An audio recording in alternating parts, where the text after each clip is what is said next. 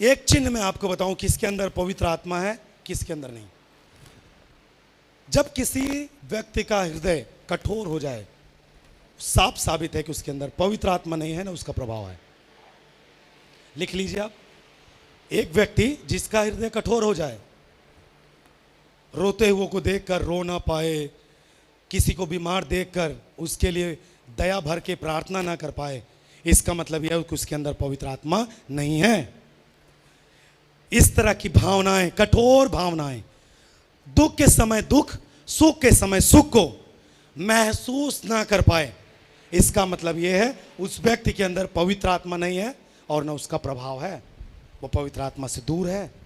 यदि किसी का ऐसा जीवन है, आज हम प्रार्थना करेंगे कि पवित्र आत्मा आपके जीवन पर नियंत्रण ले। आमीन। दूसरा चिन्ह लिखें, जब किसी व्यक्ति के अंदर पवित्र आत्मा नहीं होता, उसके अंदर कभी भी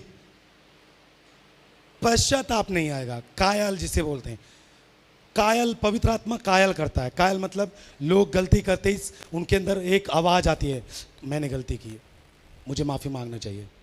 यदि आपका हृदय इस तरह नहीं है, इसका मतलब कि परमेश्वर की आत्मा आपके अंदर नहीं है, आप शारीरिक व्यक्ति हैं।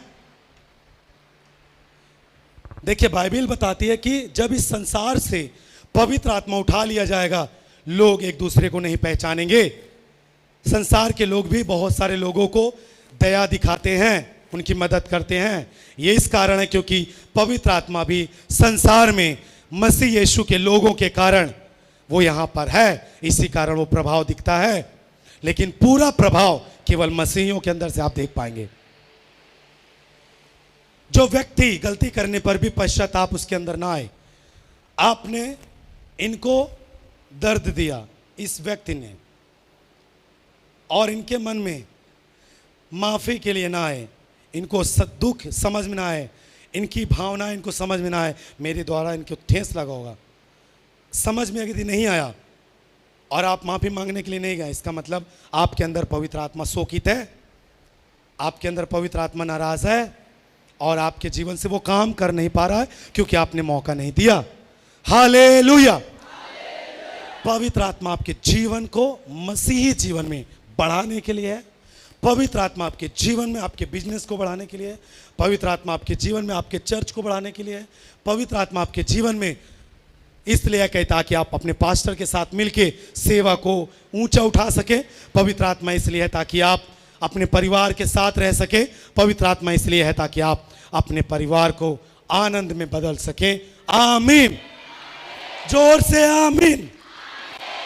आज पवित्र आत्मा सबके ऊपर आएगा क्योंकि वो यहाँ पे है। मैं देख पा रहा हूँ कि वो यहाँ पर है, मैं महसूस कर पा रहा हूँ कि वो यहाँ पे है।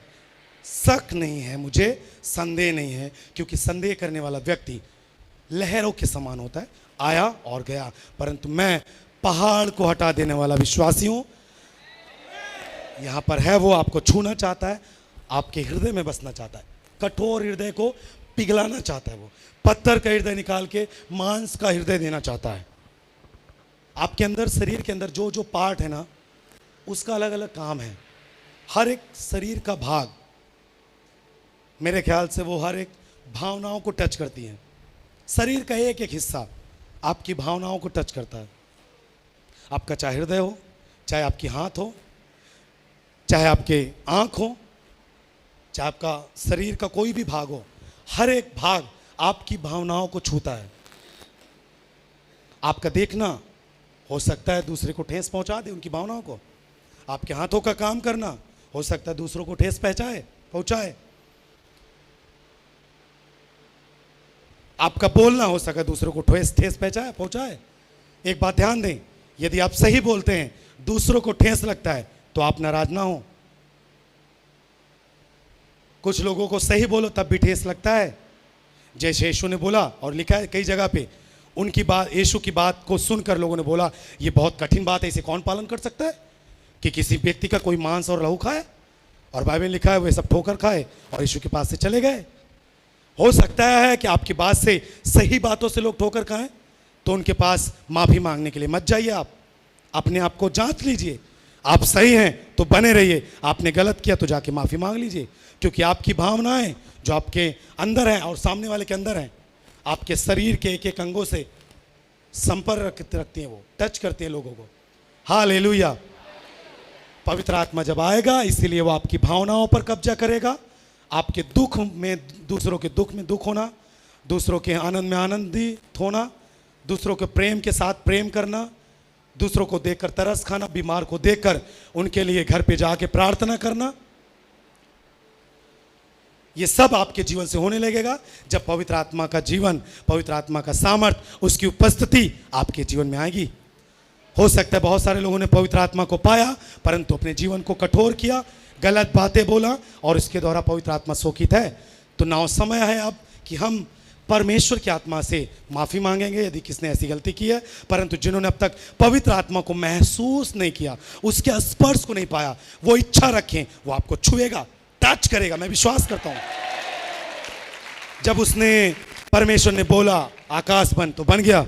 मैं बोलता हूं आपके जीवन में पवित्र आत्मा आएगा। बाइबल कहती है कि जब एक भला पिता, जो दुनिया का पिता है, अपने बच्चे को रोटी मांगे तो उसे पत्थर नहीं देता, अंडा मांगे तो बिच्छू नहीं देता, तो तुम्हारा स्वर्गीय पिता कितनी भली इच्छा रखता है, वो तुम मांगने वाले को पवित्र आत्मा क्यों ना देगा। इसका मतलब कि जैसे आपके जीवन में खाना पीना जरूरी है, उससे ज़्यादा हर क्षण, हर कदम में, हर पल में, आंखें खोलते समय, बंद करते समय, सोते समय, जागते समय, पढ़ते समय, काम करते समय, जैसे शरीर को ऊर्जा चाहिए अंडे के द्वारा, रोटी के द्वारा, खाने के द्वारा, उसी प्रकार पवित्र आत्मा आपके लिए जरूरी है। क्योंकि बाइबल कहती है तुम मांगोगे और परमेश्वर के द्वारा वो तुमको पवित्र आत्मा क्यों ना देगा।